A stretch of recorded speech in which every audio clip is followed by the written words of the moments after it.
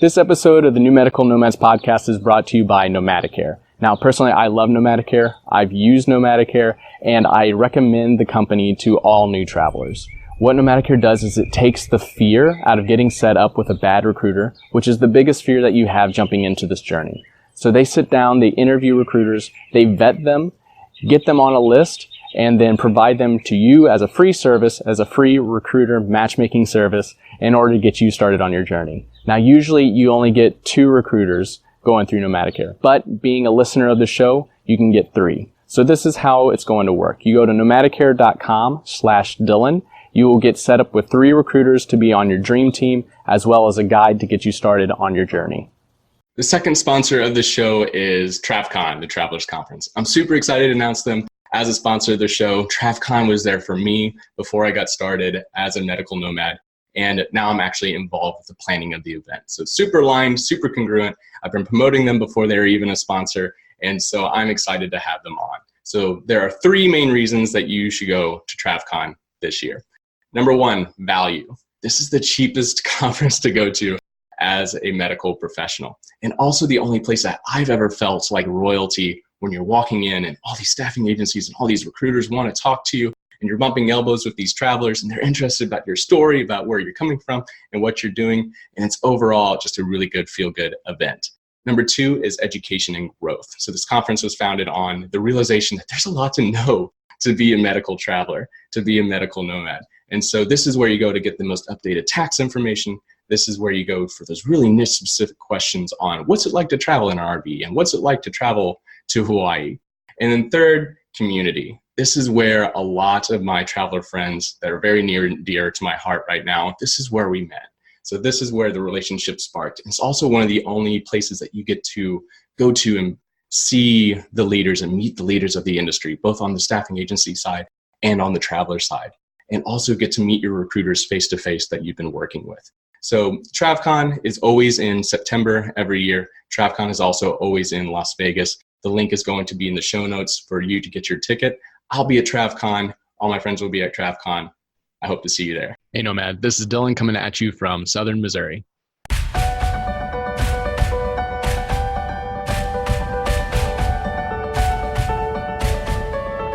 Hello, everyone. Welcome to another episode of the New Medical Nomads podcast. I'm your host, Dr. Dylan Collier, and continuing the conversation around the negotiation part of a travel contract. And this is something that I kind of learned with my first couple contracts that I wanted to hit on.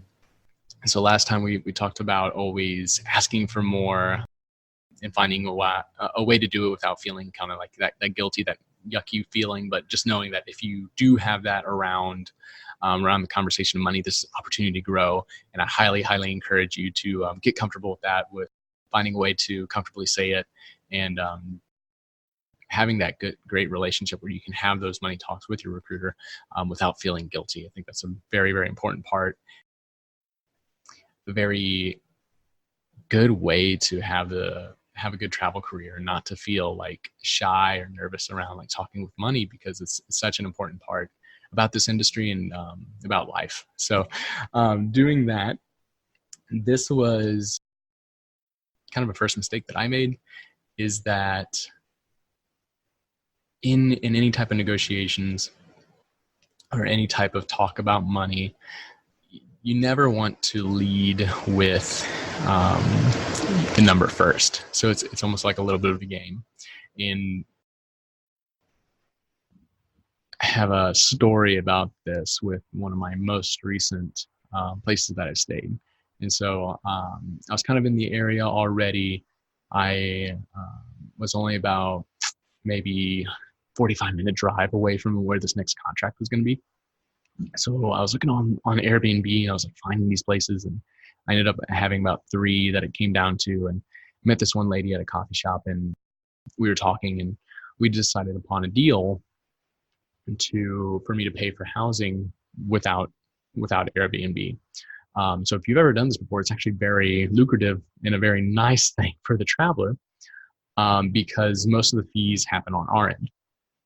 For the person hosting the house, they usually don't have a lot of fees on their end. So really they're removing that protection from them. If you turn out to be a quote unquote bad traveler, a bad tenant, whatever, being real noisy at night, being messy, like in the common areas, it can be, not making payments on time. They're removing a lot of that protection. So it's really more of a benefit for the traveler in these cases of Airbnb in order for them to operate outside of it. So we came to an amount, but before that, there was a lot of back and forth. And she was a savvy businesswoman. And it was all through text. So we met each other. And she later texted me and said, "Hey, we would love for you to, stay at the house." I would be like, "Great. Is there any wiggle room that we can do with the pricing?" And she's like, "Sure. What do you have in mind?" And so we went back and forth of trying to see who would give the number first. And so it was pretty comical. Ultimately, she pressured me into giving the number first, and I'll tell you how I kind of handle those situations. But with my first contract, I was asked after the interview, or no, excuse me, it was before the interview, and I was approached by the amount, and I was like, "Wow, that's, I don't know, it's in California. I thought it was going to be higher." I was really just expecting more. I don't know if I want to do this. I don't know if I want to take the interview. And I was approached, and the recruiter said, "Oh, well, what's the bare minimum you'd need in order to take this, or what's the minimum that you would need in order to consider it?" And I said, "Okay, I'll 1,600, whatever it was at the time." And when the offer came back, it was like 1,580 or something like that per week, like just below it. And I stuck to my guns. I was like trying to be a good traveler and not back down on my word. And I was like, "No, it's got to be $20 extra a week, or I'm not accepting it."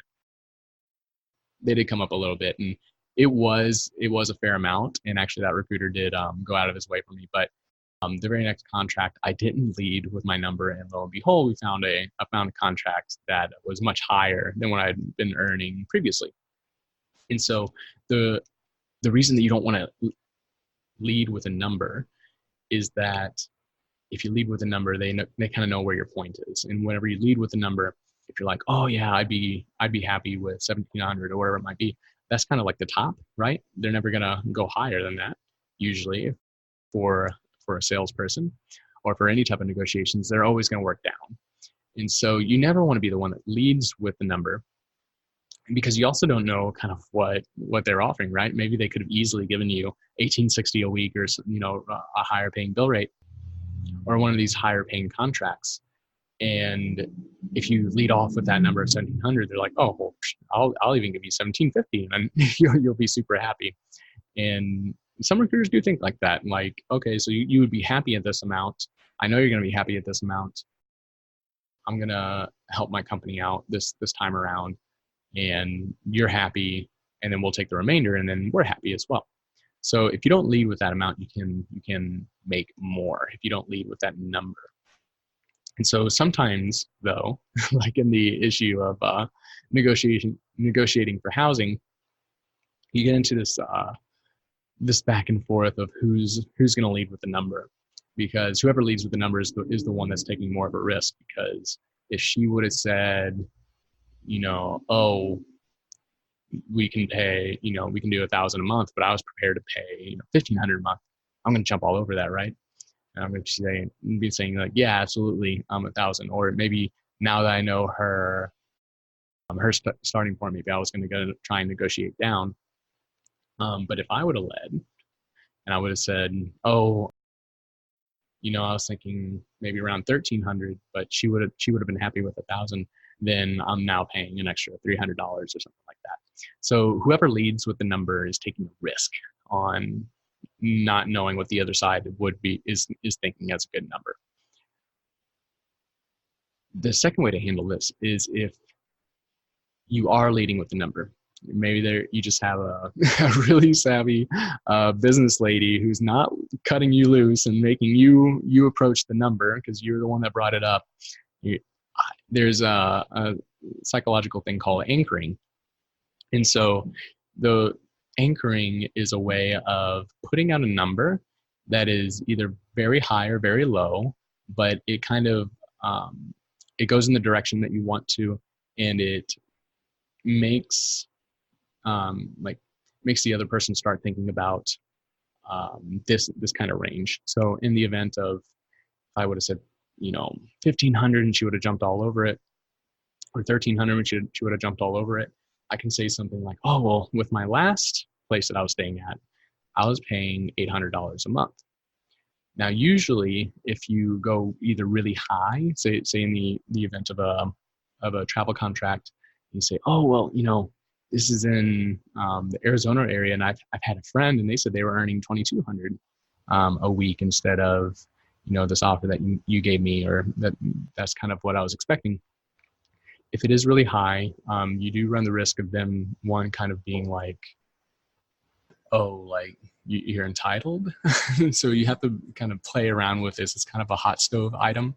You don't want to come across very aggressive, but just come across as very like inquisitive, like curious, instead of telling them, right?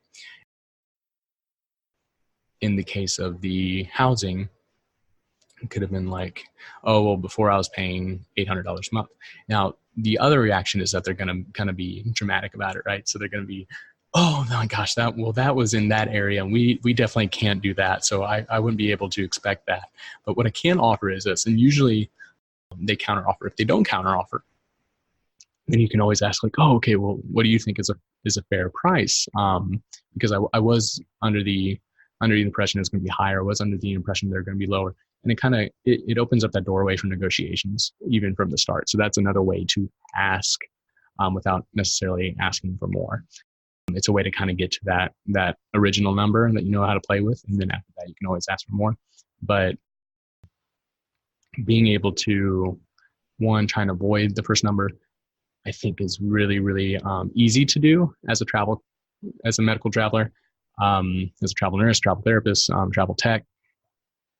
You can usually, like, they have the offer first. So the point of this episode is that if you are ever asked by a recruiter, well, what's your minimum? You just tell them, well, I just want a fair pay rate. Don't ever give them a minimum amount, because if you do give them a minimum amount, that's all that they're going to reach.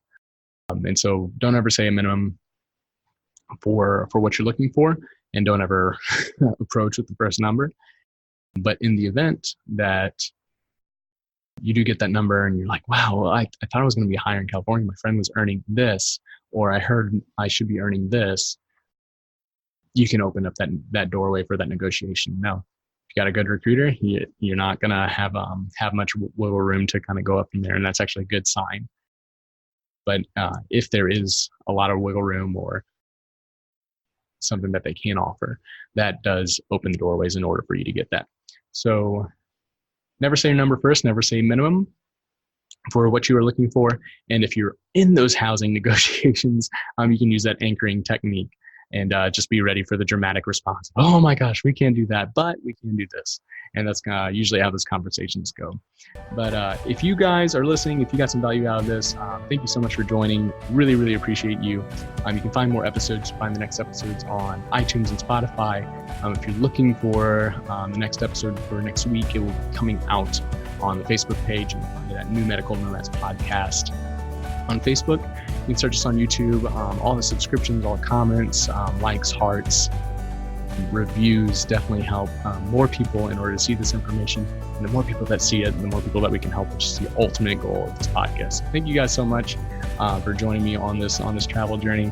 And I hope that you get some actionable information from these negotiation series episodes. And everybody have great adventures, and everybody have safe travels.